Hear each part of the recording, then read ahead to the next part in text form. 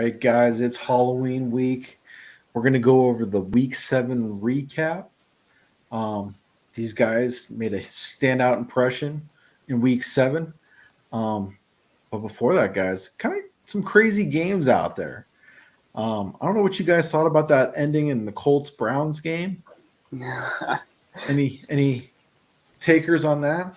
I'll take this, Baney. um, the refs, come on. What are you doing? That was terrible. I mean, not just to single them out. It's been all around. That's all I got. Colts Yeah, just got the dub. Way to play against that defense. that game, and then the Rams McVay sitting there looking like he saw ghosts, staring up at the scoreboard, wishing he had a challenge. Oh man, do you know he's dreaming about that? It's crazy all around. So yeah, spooky season. I was concerned. I haven't heard from Teak since that Ritter fumble on the goal line. I thought maybe we weren't going to have a host this week. It was radio silence. It Really was scary. very, very close. And then just talking about refs a little bit. I mean, that Monday night game, not Monday night. When did Sunday night. Sunday night? Yeah, Oh, the yeah. Sunday I was night going to game. be a ref for Halloween. Yeah. What do you think about the whole Philly Dolphins game there? Dude, that face mask is that was egregious. I don't know how that got missed. I had to file a police report. I have suspicion that Badge's in-laws may have vandalized my car over the weekend. Tire slash, keyed, everything. So, Tara, I have my eyes on you, your dad, all of them. Yeah, they were screaming because after that, that's when the pick six happened. They were yelling, "Karma, karma!" So, that's all I heard. But yeah, it's not any game. Refs all around the league. It's what the heck. It's been pretty bad as of late too. Yeah. But moving right along here, these are the top scorers from week 7 here. We're going to go from bottom to top here.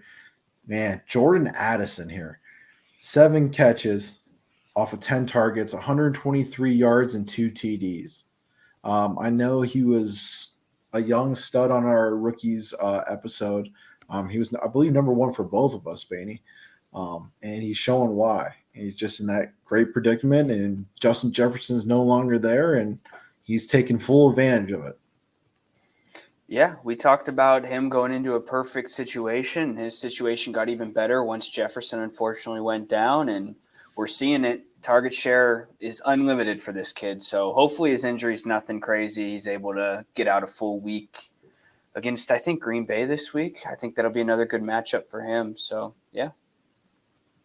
Yeah, huge shout out to Addison. I mean, the dude stepped up big when he needed to, beating those Niners. I mean, I didn't think anyone saw that coming. I thought they would cover, had a chance to cover, just because of the spot. But yeah, huge shout out to Addison and that Vikings team stepping out without Jefferson. And then moving on to the 4 slot with 33 points, Dante Foreman. 3 TDs, 89 on the ground, 31 through the air yardage wise. I don't know if you guys watched any of this game, but this dude was running mad this game, and he produced. And it's nice to see him. I believe he was in Carolina, right, before the season. He got moved over there. And I don't know why, because he had a good showing in Carolina too. So I was kind of shocked about that. He's doing exactly what he did last year. He was a waiver wire hero last year. He had some monster games, and this year it looks like, he's definitely benefiting from all the injuries in front of him, but Carolina chose to pay Miles Sanders, and they're getting the full wrath of that experience. So, Yeah, another big shout out to this guy. This guy is big. He is huge. I would not want to tackle this guy. I'm bummed out I didn't see this one. That would have been a great FanDuel start.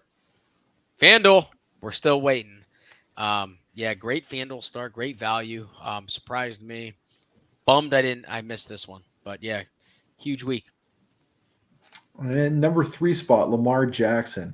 I know Badge is a fan favorite of this guy. 3 total touchdowns, 357 through the air with 36 on the ground. Lamar, they're looking like the best team, I believe, in football right now. And Lamar is putting it all together. So it's nice to see that with his new weapons as well. Dude, I mean, you touched on it. Crazy games all over the place.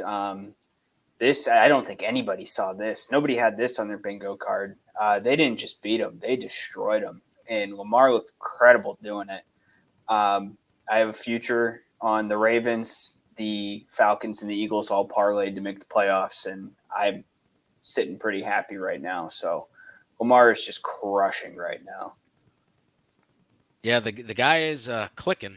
That whole offense on all cylinders. Funny story, Teak mentioned that. I'm a big fan of this guy. We're in a league together. I have Lamar Jackson. All my entire starting lineup is on a bye. Was on a bye. I had to drop my kicker. I didn't have anyone to drop. I didn't start a kicker. I single-handedly won this week because of Lamar. Big shout out to him for that. I'll take the W. Go Steelers.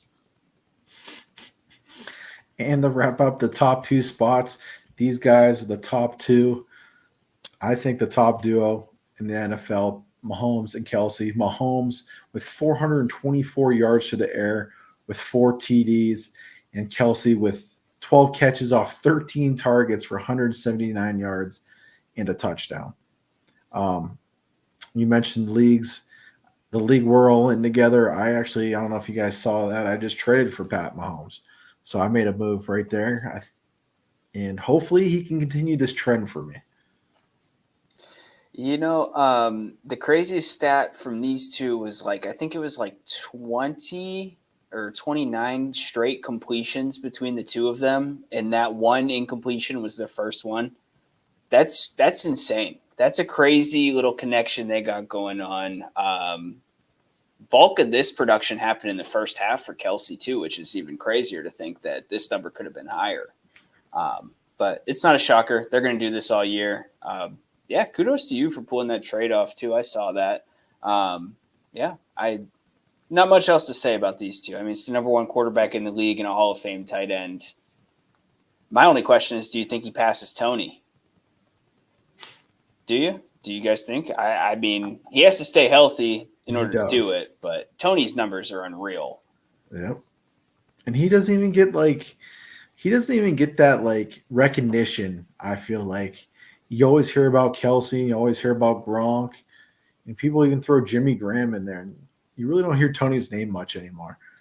I saw a best tight ends graphic the other day. It had Antonio Gates, it had Gronk, and it had Kelsey on it, and didn't have Tony on it. I was like, what are we doing? What are we doing here? I don't understand how you can have that conversation. He's not 1-1 on that list. I mean, Kelsey's his hat is well in the ring, but I mean, you got to talk Tony Gonzalez before you talk about anybody else. For sure. And then would you even say they're 2 completely different tight ends? It's hard to say. I mean, if Tony was in this era, it's scary. It's terrifying to think about Tony Gonzalez in this era. It is a different game now. Yeah, I think, to me anyway, Tony's a more all-around tight end.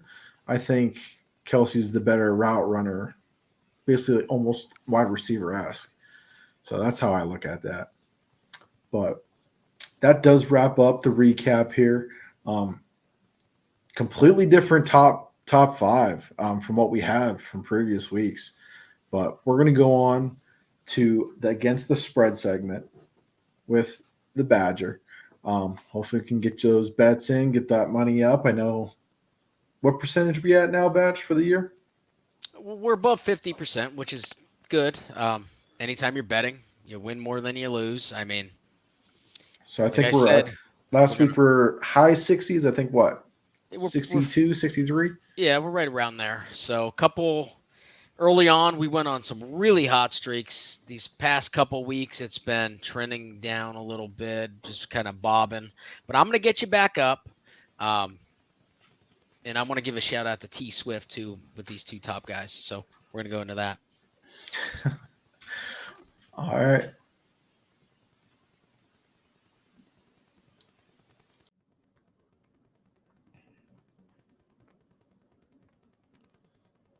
Mm-hmm.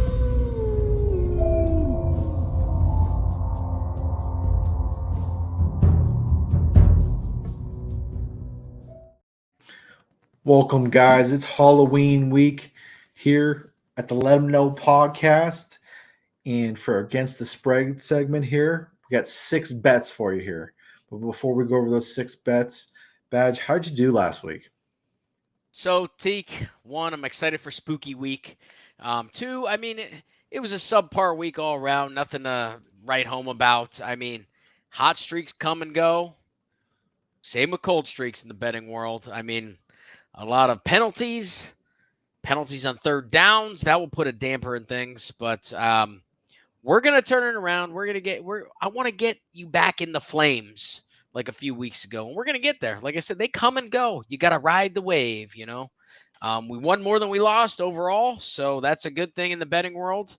The very spooky week. You're gonna want to follow and subscribe to the YouTube and get that access to the Discord because I got spooky bets coming all week. All right, let's go straight into the primetime bet. All right, Teak. So the primetime bet of the week, I am going to a total actually this time. So I'm taking the Chargers Bears under 46.5. So first time we did a total on the primetime, but I like this. So the Bears, believe it or not, have not allowed an opponent to surpass 20 points in the past 3 consecutive games. I don't know if you knew that or not. The Chargers hit only 17 points with that offense. I know, hit only 17 points in the last 2 games. So taking the numbers, taking the average, Tyson Badgett, Tyson. Sorry, Tyson. I'll put some respect on your name. Shout out to you, getting your first win. But you're not putting up 20 points this week. So I'm going under 46.5. Chargers Bears primetime bet. All right, moving along with the best bet. So my best bet here, I'm going to Seattle. So I'm taking Seattle minus 2.5 against the Browns at home. Seattle at home, I mean. Deshaun Watson's status is up in the air. There's something weird going on there. Wouldn't you agree, Teak? Mm-hmm. Something I just don't know. So something's going on. Whether he plays or not, it doesn't matter to me. Seattle's defense. First, actually, I'm going to go back to Browns. Browns defense, we all know, is elite. Seattle's defense, though, they stepped up big time these past 3 games. Past 3 games, Seattle only allowed 30 points. So averaging 10 points a game the past 3 games. I'm rolling with that hot hand. The Browns' offense last week, I mean, I just don't trust them. Elite defense, offense is sus. The Browns' offense last week had 2 drives, 2 out of 15 drives that were over 40 yards. I don't think that's going to be enough to get it done, even with their defense. I do not like the Browns in this spot this week. I think it's a terrible spot for them. So I'm taking Seattle at home, less than a field goal. I'm going to take that all day. That is my best bet of the week. All right, and then we have 2 trick or 2 sweet bets for you. with the first one. So it is Halloween Halloween week, Teak. So yes, is this a trick or is it too sweet? I think this is not a trick. I think it's too sweet to pass up. So I'm going to the Meadowlands. You got the Jets versus the Giants, their home stadium. Both teams play at this stadium. I'm going with the better defense. Jets minus 2.5. It's going to be very hard for this Giants defense to move the ball. I mean, I know the Jets offense after Aaron Rodgers, you got Zach Wilson in there. He doesn't really – nothing to write home about with Zach. But I think Breece Hall, Garrett Wilson, that's enough to help out Zach Wilson to get this done. Jets defense, the pass defense, it's going to make it hard for these Giants wide receivers to make plays. It's going to be a low-scoring game. Maybe even look at the under. I'm going to be eyeing that all week, so go subscribe, and I will release that on our Discord. You'll get full access to that. But it's going to be a low-scoring game. Jets win by 6. I'm taking the Jets minus 2.5 in the trick or too sweet bet. All right. And you have a second one there as well, I correct? do have a second one. Boys, brush your teeth. You don't want to get those cavities. So, Trick or Too Sweet. I'm going to Dallas. We dem boys. Teek's going to dress up as a cowboy in a couple days here for the next segment. You'll see that. So I'm taking the Cowboys -6 in Dallas against the Rams. So last week, the Rams, they played my Steelers. We all know that. They looked solid at the beginning of the game, the Rams defense. I think that had something to do with the predictability of Matt Canada's play calling. We all know how I feel about that. But the biggest issue here, Teak, biggest issue on this Rams offense is Matt Stafford getting hit, getting pressured, getting rushed. So he's getting older. He can run when he has to, but I think his running days are over. So anytime he gets pressured, he's one of the worst in success rate. Um, Now they play a Cowboys team that has a lot of success pressuring and rushing the passer. So that's going to be a problem for Stafford. I see a lot of value in this game. Cowboys -6. Cowboys are coming off the bye. The Rams need a bye. I know they got Puka and Cup. Great season so far. Shout out to them. Um, I'm taking the Cowboys at home under a TD. Trick or Too Sweet? What do you say, T? All right. Moving on to the over under, the total domination. So total domination. I forgot my pumpkin. Start smashing it. Teek's favorite segment. I'm going to his team. They play the Tennessee Titans. So I'm going under 37 in this one. So I'm concerned if I don't. I took it today. I'm concerned if I do not jump on this early, it's going to go down. So I took it. I mean, the Titans might have Malik Willis, a little battle 2 years ago when they were drafted. Malik Willis does not put up a lot of points. It's not nothing to write home about on that offense. Um, that being said, even if Tannehill plays, the Titans are the second slowest in pace and towards the bottom of the barrel for no huddle rate. So that means they play very slow on the Titan side of the ball. Falcons, Zeke, you're a huge fan of the Falcons. I mean, you guys like to run, chew up some clock. Am I right? Mm-hmm. So, and I'm going to say it again, said it multiple times. This Falcons defense is very, very underrated. So they're very good. I see a slow pace, sluggish game, trying to run the ball. Both teams are going to chew up some clock. Give me, for you, Teak, Falcons win 17-13. Take the under. Total domination. Under 37. And to wrap it up, the underdog bet. All right. So this is for Teak's buddy Kobe here. That's his dog's name. Um, anyways, I'm going to Pittsburgh. My boys. Never thought I would get to bet them again, but I want to do it. I believe they can do it. They're finding teams that find a way to win. They have no business right now being 4-2. Their defense, they are finding ways to win. That builds confidence. They're 4-2. I think this team is getting better. This defense is getting better each week. This is what I thought was going to happen week 1 when I took a similar bet. I was there. I don't want to talk about it, but they were 2.5 favorite dogs at home. Kenny's looking more comfortable. I think they get it done at home. I might even sprinkle a little more on the money line too, Teak. I think Steelers plus 2.5 get the job done against Jacksonville this week. All right. And then before we close it out here, I got a little bet of my own here. Oh man, is this the trick or teak we've been talking about? So I'm going to go on Sleeper this week, and I want to do a prop bet here. I've been looking through it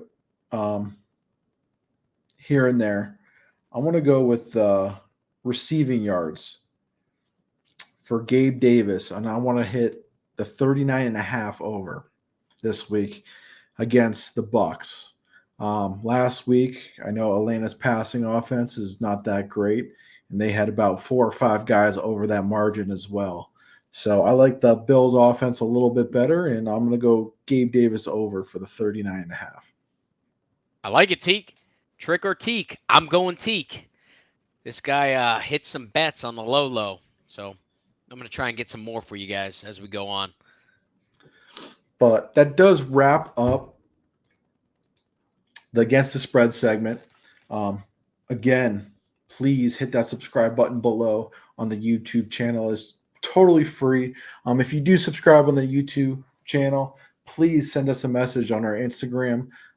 We'll get you access to that Discord, and you're going to have all of the posts from all of our bets throughout the week.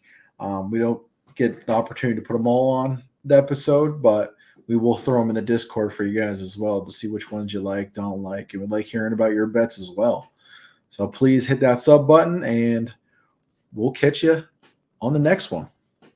Happy Halloween. Thank you for listening to another episode of the Let 'Em Know Fantasy Football Podcast. Join our community and follow us on all socials, or keep up with the episodes on YouTube, Spotify, or Apple Podcasts.